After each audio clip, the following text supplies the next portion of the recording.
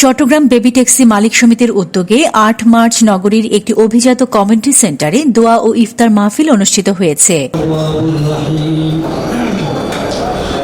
উক্ত আয়োজন উপলক্ষে খতমে কোরআন ও বিশেষ মোনাজাত করা হয়। খতমে কোরআন শেষে দেশ, জাতি ও মুসলিম উম্মার জন্য বিশেষ দোয়া ও মোনাজাত করা হয়।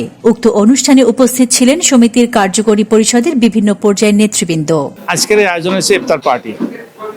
এটা আমাদের চট্টগ্রাম বেবি ট্যাক্সি মালিক সমিতির পক্ষ থেকে প্রতি বছর আমরা মালিকদের নিয়ে ইফতার পার্টি করি।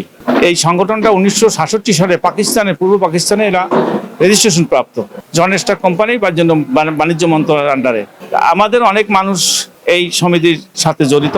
আমরা প্রতি বছর আমাদের সবাইকে নিতে পারি নাই, যদিও যারা আমাদের সাথে আছে তাদের নিয়ে আমরা একটা ইফতার পার্টি করি।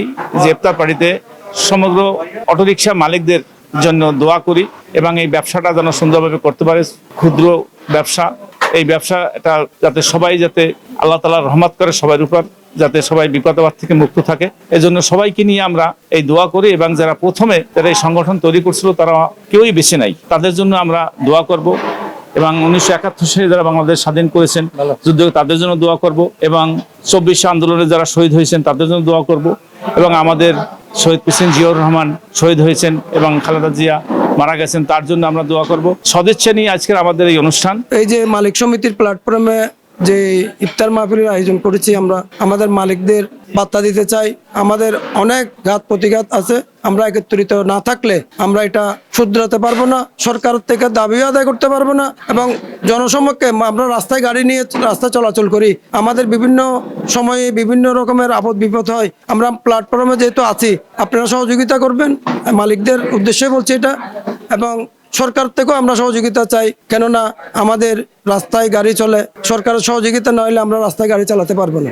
এই এক মাসের ভিতরে আমরা নিজেকে অনেক শুধরাতে হবে।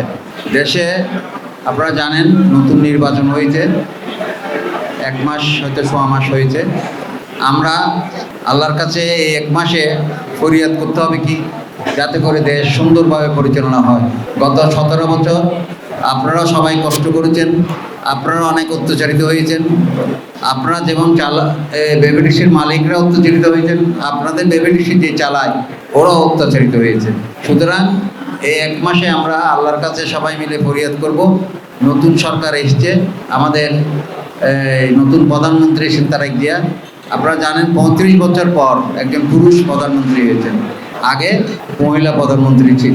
তবে একটা আমাদের সবার স্বীকার করতে হবে, মহিলাদের চলাফেরা বিভিন্ন জায়গায় যাওয়ার একটা রেস্ট্রিকশন ছিল, কিন্তু পুরুষ প্রধানমন্ত্রীর রেস্ট্রিকশনদের নাই।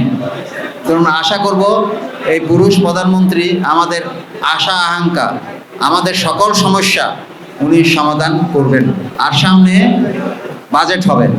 আপনাদের বেবি ট্যাক্সির যদি মালিকের আপনাদের কোনো প্রপোজাল থাকে, আপনারা যদি একটা রেজুলেশন করে আপনাদের বেবি ট্যাক্সির ইম্পোর্টেড বেবি ট্যাক্সির স্পেয়ার পার্টের যদি কোনো দাম বা কোনো কিছু সমস্যা থাকে, আপনারা যদি একটা রেজুলেশন নেন আপনাদের সমিতির মাধ্যমে, আমাদের এখানে এমপি মহোদয় আছেন, মন্ত্রী মহোদয় আছেন, তাদের কাছে আমরা প্লেস করব, যাতে করে বাজেটে আপনাদের এই অসুবিধাগুলি ওখানে প্লেস করতে পারে।